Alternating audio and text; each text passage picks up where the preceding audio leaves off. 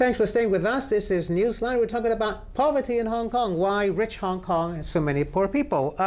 Now, Kalina Chung, you're the Oxfam Hong Kong program manager. Now, I just want to, before the break, Christine Fang was talking, Christine Fang, Council of Social Service in Hong Kong, was saying that there should be a safety net. The government should be subsidizing various things, and you agree with that. Such subsidies need to come from taxes. The government needs taxes to provide such subsidies, right? Business tax in Hong Kong is 16.5%. And you're both saying that the bosses don't pay enough. Taxes are very low for business in Hong Kong, and the business community wants this tax to go down even more, to 15%, right? I don't know whether that's going to happen. I don't think so, but that's what they want. Now, if you have a very generous support system, aren't you in danger of sending a message to the business community that they don't have to pay workers a decent salary because there's a safety net, which is financed by taxpayers? Yeah. That's the message the business community will get. Yeah. Actually, I think that it is a social justice issue. Actually, I don't think it is even the government implement this type of scheme. It is not very generous because we didn't have done much in the past. And actually, we find that the poor people cannot share the fruits and the benefit of our economic development. Why our GDP go up, and also our reserves are talking about hundreds of billions of dollars. Why we just put them aside? Why we could not have more resources investment? It is helping the working poor to get a decent job, to be in the market, and to have a better living and self-reliance on his family. Is that just the responsibility of the government giving handouts, or is that also responsibility? You say the economic fruits are not being shared. You don't share economic fruit by giving welfare handouts. You share economic fruit where everybody shares in the growing economy, right? The trickle down, right? But that's not happening. That's not happening. That's why the government, I don't think we should blindly believe in the market. I think if the market fails, it is the time when the government has to intervene in an appropriate way. The government intervening. You've been around quite a while. You've worked in the Council of Social Service for a long time. You know that every year you go banging on the government's door and you want more money for the poor, and you don't get a lot, and the government is sitting on a lot of money.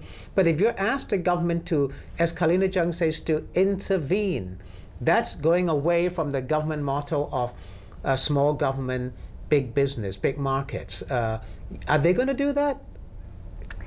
I mean, to solve the problem of poverty, I mean, we don't just need handouts. We're not asking to get money from the rich to go to the poor. We need good social policies that invest into the people. Like we need health care. People, we're talking about an insurance, health insurance system, but is it helping people who are in the grassroots, people who may not even be able to pay for their insurance, health insurance? So we need good policies that invest in people. We used to have them. We have 9 years compulsory education, 12 years of compulsory education. We're looking into... We still have those. We're looking into an aging population. We don't have a pension system, a universal or pension system that will safeguard elderly from falling into poverty. We see that the problem is growing. Especially, we see 1 in 3 elderly lives below the poverty line now. About 180,000 elderly people has to live on public assistance. But there's another 100,000 who survive on their own, picking and I have seen them. We've all seen them. These are elderly people picking cardboard boxes and so on. But we need policies that we need to review our MPF system now. So to safeguard in 10 years' time, when the aging population shoots up, we don't have more people picking cardboard papers. How many poor people do we have in Hong Kong? We got a population of 7 million. You have figures, I'm sure. How many people would you say are classified as poor in Hong Kong? If we benchmark in international or measuring standard using half of a median income households as a poverty line, we have 120 I mean, 1,200,000. So we've got 1.2 million people. That's 18% of the population. When you say poor, how poor are they? They earn half of what an ordinary household can earn. What is an ordinary household's income? For a 3-person household that has to pay for rent, food, and everything, the median income of a normal 3-person household has to earn about $20,000. If they earn just less than 10,000 Hong Kong dollars a month, they are living in quite a substantial. So a family of 3 earning less than 10,000, yes, that's poor. You would classify that as poor? Yes. Okay. Half of the median income. For one person, it's less than 3,200. Okay, now, Kalina Chung, Oxfam is an international organization. You've got Oxfam Hong Kong, you've got Oxfam everywhere. But if you look at other societies, I know two wrongs don't make a right here, but if you look at other societies, the wealth gap is also widening. It's happening in the USA. It's happening in a lot of Western countries too, where some people getting extremely rich and other people getting very poor. That's what we have arrived at this. Just the other day, there was some story in the paper saying that the number of Hong Kong millionaires, US millionaires, have gone up, right? So at the one end, you've got people who are not doing well, but the market, the big market, small government, is also enabling other people to get rich. So can you then fault anybody for having a system like this? Half the people are happy. More than half the people are happy. But actually, I think according to the UN figures, actually we are really among one of the wealthiest economies in the world. But we also have the widest economic gap. Mm-hmm. I think we are supersede US. It's almost the same as the US. Yes, yeah, it's the same as the US. Just a little bit worse than the US, right? So I think in terms of our social policies, I think we could do more to have our situations better. Do what more? Actually, Oxfam now we are suggesting that we should re-establish the Commission on Poverty. Actually, it has been set up a few years ago. I know, but and then it was disbanded. It didn't achieve anything, right? I think, yeah, it is very disappointing because, for example, in the global system, United Nations, they set up MDGs, Millennium Development Goals. At least they set the poverty reduction target, and then they track the progress and monitor the situation. And we're not doing that. But we are not doing that. I think we need a high-level commissions with the collaboration. Well, the last one was headed by Henry Tang, the chief secretary. That's high-level enough, right? I think now we need to re-establish restart that. Yeah, restart that. Okay, I've got 3 minutes now. I'm going to have to ask the both of you.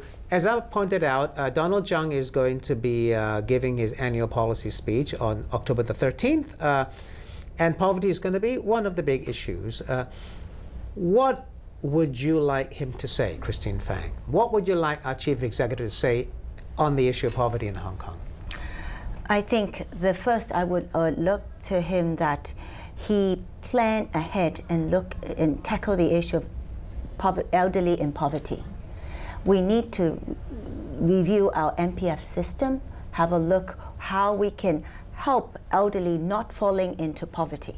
So we need a long-term vision and a policy to guard against helping people not to fall into poverty. That's poverty prevention for an aging population. I hope he can look into this matter. The second issue is on what Oxfam through this survey has raised is the issue of working poor. Now we're looking to him, it's how they set the minimum wage. Given the concerns that we've heard, we do see that even with a minimum wage, there's still a gap between a minimum wage that can be set now with a living wage. What kind of a subsidy that the government can help these Because people? the minimum wage is not a living wage. A minimum wage is just a wage floor. I mean, be it specific, helping transportation fees, helping students with internet. That's what Kalina was saying, right? Yes, specific livelihood support measures to help people at the grassroots. Okay, now Kalina Chung, I've just got a minute or so left. What would you want to hear from Donald Tsang? Donald Tsang is going to talk about poverty. You've done a study on poverty. You found that there's a lot of working poor in Hong Kong.